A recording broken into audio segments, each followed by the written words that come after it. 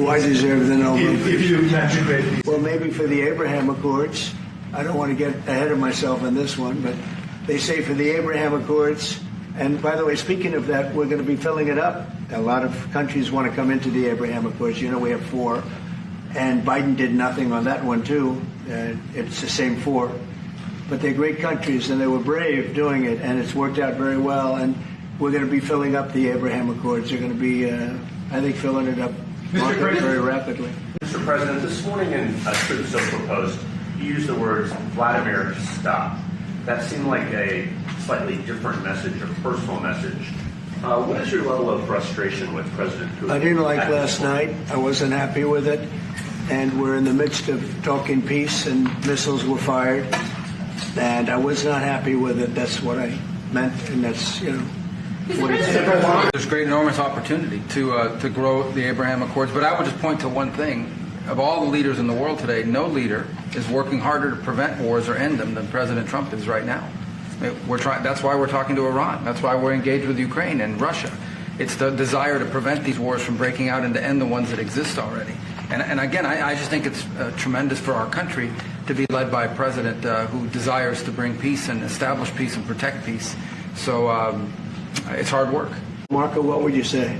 Well, first of all, what was put before our partners was options to discuss about things that it would take to end a war.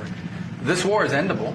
Both sides just have to agree to it. We've shown them a pathway forward. We've discussed those ideas. It was a good meeting yesterday. There'll be good meetings over the weekend. We've shown them the finish line. We need both of them to say yes. But what happened last night with those missile strikes should remind everybody of why this war needs to end. It's horrible those missiles landed. What's even worse is there are today people that were alive yesterday that are not alive today because this war continues, and the president wants to stop it. And everyone should be thanking the president for being a peacemaker and trying to save lives. That's what we're trying to do here. It's not our war. We didn't start it, as you know. But we're trying to end the destruction. We've shown the path forward.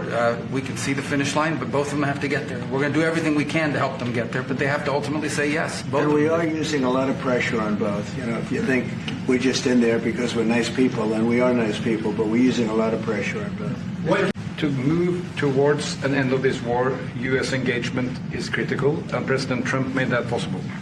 That is clear, that is obvious, it's really happening.